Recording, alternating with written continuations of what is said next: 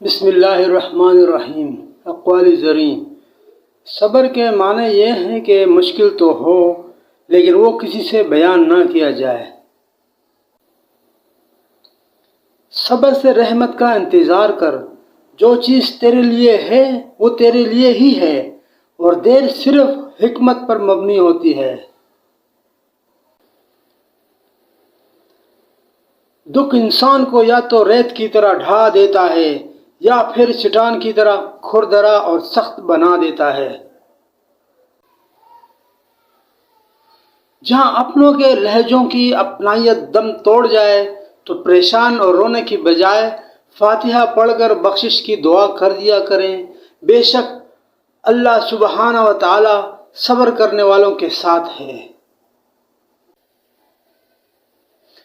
صبر ایک ایسی سواری ہے جو اپنے سوار کو گرنے نہیں دیتی، نہ کسی کے قدموں میں نہ کسی کے نظروں میں۔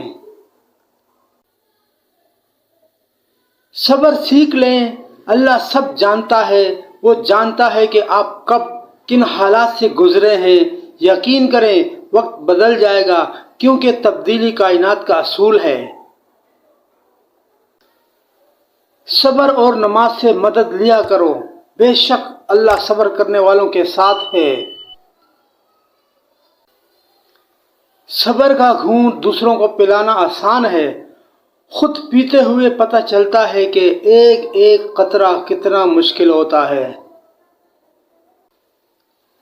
زندگی میں بعض اوقات کسی پریشانی کا آنا آپ کو بہت سی پریشانیوں سے بچانے کے لیے ہوتا ہے۔ جس شخص کو اللہ کے ہر کام میں حکمت سمجھ آ جائے تو وہ زندگی میں کسی بھی واقعے کے رونما ہونے پر شکوہ نہیں کرتا۔ زندگی کی کتاب کے سب اوراق ہمارے مطابق نہیں ہوتے۔ اگر کوئی ایسا ورق سامنے آ جائے جس میں راحتیں نہ ہوں تو صبر کر لینا چاہیے۔ جس مقام پر آ کر برداشت ختم ہو جاتی ہے اسی مقام سے صبر شروع ہوتا ہے۔